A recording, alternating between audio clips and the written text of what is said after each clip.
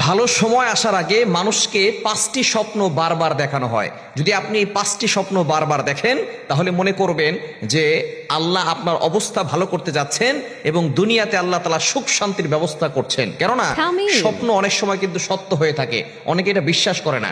স্বপ্ন হচ্ছে মুমিনের স্বপ্ন হচ্ছে 46 ভাগের 1 ভাগ। নবুয়তের নবীজি সাল্লাল্লাহু আলাইহি ওয়াসাল্লাম বলেছেন, বুখারী শরীফের হাদিস, নবুয়তের 46 ভাগের 1 ভাগ হচ্ছে এই স্বপ্ন। সুতরাং ভালো স্বপ্নগুলো এগুলো আল্লাহর পক্ষ থেকে আসে, আর খারাপ স্বপ্নগুলো এগুলো শয়তানের পক্ষ থেকে আসে। আর আমরা ভয়ঙ্কর কিছু স্বপ্ন দেখি, এগুলো সব শয়তানের পক্ষ থেকে। এবং আমরা দিনের বেলা যেগুলো সব চিন্তা করি এগুলো রাতের বেলা স্বপ্ন থেকে, এটা হচ্ছে ইচ্ছা স্বপ্ন।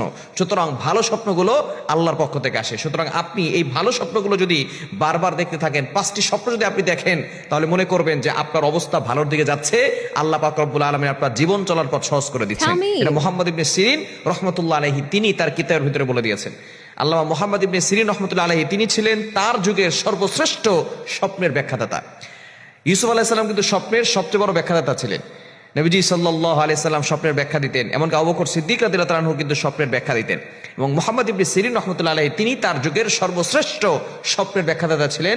তার কিতাবের ভিতরে এসেছে, যদি কোনো ব্যক্তি 5টি স্বপ্ন দেখে, তাহলে বারবার এগুলো যদি দেখে, তাহলে তার অবস্থা ভালোর দিকে যাচ্ছে, তার সময় ভালো হবে, তার ভালো সময় আসবে। 1 নাম্বার হচ্ছে, কেউ যদি নবীজি সাল্লাল্লাহু আলাইহি সাল্লামকে স্বপ্ন দেখে, তাহলে তার দুনিয়াতেও আল্লাহ পাক রব্বুল আলামিন শান্তি দিবেন, আখিরাতে নবীজি সাল্লাল্লাহু আলাইহি সাল্লামের সাথে জান্নাতের ব্যবস্থা করবেন। দুনিয়াতেও শান্তি, আখিরাতেও শান্তি, যদি কেউ নবীজিকে স্বপ্ন দেখে। নবীজি সাল্লাল্লাহু আলাইহি সাল্লাম জানিয়ে দিয়েছেন, শয়তান নবীজির আকার ধারণ করতে পারে না। এজন্য যে ব্যক্তি নবীকে স্বপ্ন দেখবে, সে কেমন যেন নবীকেই সরাসরি স্বপ্ন দেখবে। এজন্য যে ব্যক্তি নবীকে স্বপ্ন দেখে, তার জন্য আল্লাহ তাআলা জান্নাতটাকে ওয়াজিব করে দেন। এজন্য অবশ্যই নবীজি সাল্লাল্লাহু আলাইহি সাল্লামকে স্বপ্ন দেখার জন্য বেশি বেশি দুরূদ পাঠ করবেন। আর যারা স্বপ্ন দেখেন, তাদের দুনিয়াতেও শান্তি, ভালো সময় আসবে, আখিরাতে আল্লাহ তাআলা জান্নাতের ব্যবস্থা করবেন।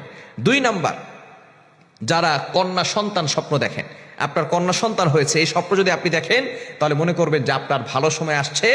আপনার আল্লাহ পাক রব্বুল আলামিন কপাল খুলে দিবেন, আল্লাহ পাক রব্বুল আলামিন আপনার দুনিয়াটাকে প্রশস্ত করে দিবেন, আল্লাহ পাক রব্বুল আলামিন আপনার হায়াতে বরকত দিবেন, রিজিকে বরকত দিবেন।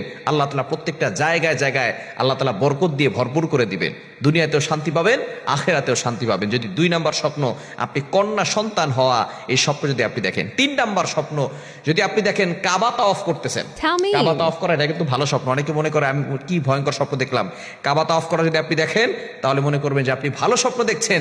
আল্লাহ তাআলা আপনার কপাল খুলে দিবেন, আল্লাহ পাক রব্বুল আলামিন আপনার সময়টাকে ভালো করে দিবেন। আগামীর যে সময় আসবে, এই সময়টা আপনার জন্য কল্যাণকর হবে। 3 নাম্বার স্বপ্ন হচ্ছে কাবা শরীফ তাওয়াফ করতে দেখা।